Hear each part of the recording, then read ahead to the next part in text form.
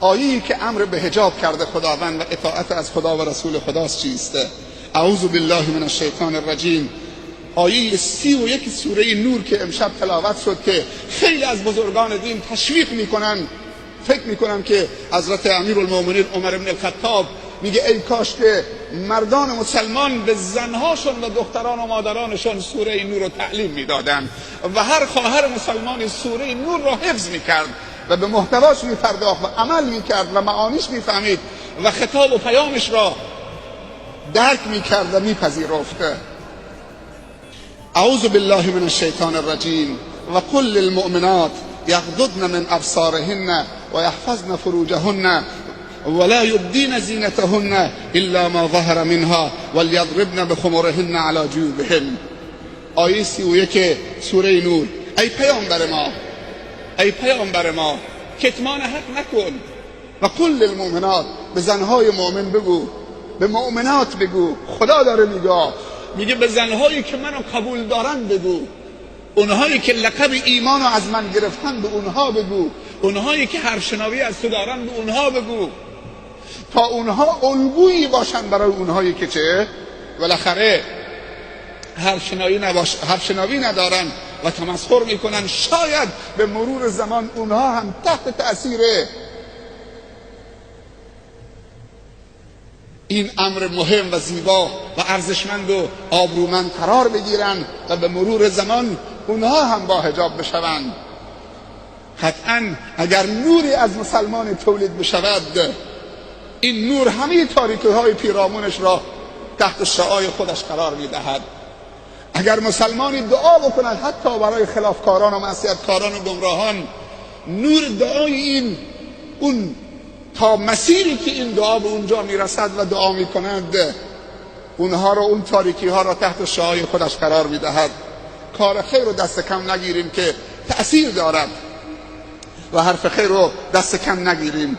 و قل للمؤمنات، چه زیبا خداوند بیان میکنه، به پیامبرش میگه به بندگان خالص من، به اون زنهایی که پذیرفتن که بنده خالص من باشن، مؤمنن و من درجه ایمان بهشون دادم، به اونها بگو که چشمهاشان را پایین بندازن اگر احساس فتنه کردن و یحفظن فروجهن، و شرمگاهشان را حفظ فرمایند. ولا یبدین زینتهن الا ما ظهر منها، و زینتهای خدادادیشون را برملا نکنن، آشکار نکنن، نمایان نکنن، مگر اون زینتهایی که هیچ راهی نیست و خدا اجازه داده که اون آشکار بشه، که صورت هست و دو کف دست، صورت بدون آرایش، خدادادی و دو کف دست. اما اینکه گریبانشان یا یقشون باز باشد یا آستینشون کوتاه باشد یا از پایین لباسشون کوتاه باشد یا تنگ و فشرده باشد یا چادر نداشته باشند یا لباسی باشد که رنگهای جذاب و خیره کننده داشته باشد یا طلا و زیورالاتی که به خودشون میگیرن یا آرایشی که میکنن بعد میان بیرون، پناه به خدا اینها زینت‌هایی هست که باید پوشانده بشود و فقط برای مردی که خدا براشون حلال کرده، دور از چشم فرزندان حتی در اتاق خواب، فقط چه این زینت‌ها را آشکار بکند تا مردش را به سوی خودش جذب کند و مردش را به عفت برساند، که این مرد از نگاه به محاسن زیبای خدادادی و اکتسابی همسرش از نگاه به نامحرم در امان باشد. ولی امروز زینت‌های زن برای کوچه و عروسی و جلسه و جشن و شادی و بازار و بیرون رفتن است و حالت طبیعی خودش برای مردش در نتیجه مردش را وادار می‌کند که چشم چران باشه، چون به عفت نمی‌رسد. و خداوند و فرشتگان خدا چنین زنی را که سبب می‌شود مردش به عفت نرسد در تقصیر و کوتاهیش، هر شب و هر صبح نفرین و لعنت می‌کند. بعد میگه که ولیضربن بخمرهن علی جیوبهن.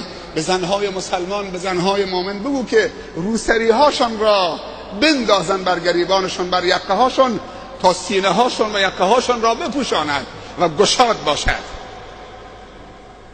نه تنگ فشرده که برآمدگی سینه رو نمایان بکنه، یا نازک که درست روسری انداخته رو سینه‌اش و رو یقه‌اش، اما اونقدر نازکه که طرف مقابل حریص‌تر می شود که ببیند اون روسری نازک و خیره می شود که اون چیزی که از زیر اون روسری و خمر که اصطلاح قرآنی خمر هست تماشا کند. اما آیه بعدی درباره امر خداوند به حجاب، خداوند می‌فرمایند اعوذ بالله من الشیطان الرجیم وقرن فی بیوتکن ولا تبرجن تبرج الجاهلیة الاولی.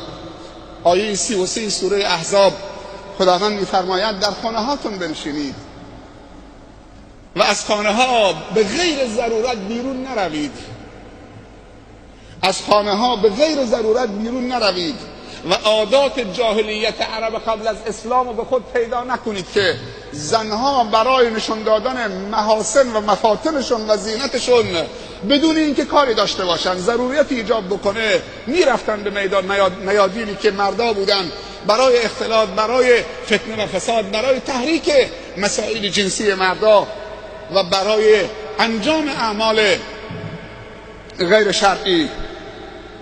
خداوند میگه وقرن فی بیوتکن، استقرار پیدا بکنید در خانه هاتون. و امروز چقدر زن مسلمان بیرون میرود، کاش که برای تحصیل بیرون میرفت، کاش که برای طلب علم بیرون میرفت، کاش که برای مسجد بیرون میرفت. اما خیلی از مردم وقتی زن مسلمان برای مسجد میآید، برای طلب علم میرود، برای مدرسه میرود، برای امر معروف میرود، همه علم میشن که زن از خانه بیرون رفته، زن و مسجد، گربه و مسجد. اما برای بازار و طلا فروشی میرود، آستینش تا اینجا تا بالای اون ساعدش رو بالا میزند، به طلا فروش میگوید علنگوی من را خود در بیار.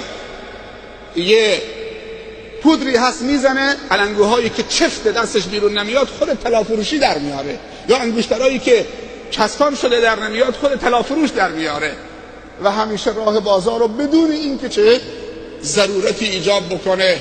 و وقتی هم بازار میره بهترین آتکلون میزنه، آتکلونی که ماندگار باشه، بهترین آرایش میکنه، جذابترین لباس رو میپوشه و خارج میشه. و خداوند اینجا میگه وقرن فی بیوتکن ولا تبرجن، خودتون رو نشون ندید، تبرج نکنید، مفاتنتون، مظاهرتون، محاسنتون رو نشون ندید. و این خصلت زنهای جاهلیت مشرک قبل از اسلامو به خودتون نگیرید. خدا بر شما منت گذاشته، خدا شما را مؤمن تلقی میکنه، خدا شما را از هدایت کامل برخوردار کرده. ای زنهای مسلمان، بی خود و بی جهت از خانه بیرون نروید و خودتون عرضه بکنید در خیابانها و در مجالس و در میدانها و در بازارها و در عروسیها. اما پیامبر صلی الله علیه و سلم درباره زن میفرمایند المرأة عورة، او کما قال صلی الله علیه و سلم زن عورته. زن عورته. زن عورتی یعنی چی؟ زن هم خودش عورت برای خودش و هم زن عورت مردشه و عورت برادرشه و عورت پدرشه و عورت پسرشه. وقتی پیامبر میگه صلی الله علیه و سلم که زن عورته، تو دوست نداری که عورتت بپوشونی؟ حالا بلند شو اینجا عورتتو مکشوف بکن. اصلا یه مردی بلند بشه اینجا با شورت نیسته، معذرت میخوام. پیامبر میگه زن عورته. اگر زن عورته، عورت انسان باید پوشش داده بشه. عورت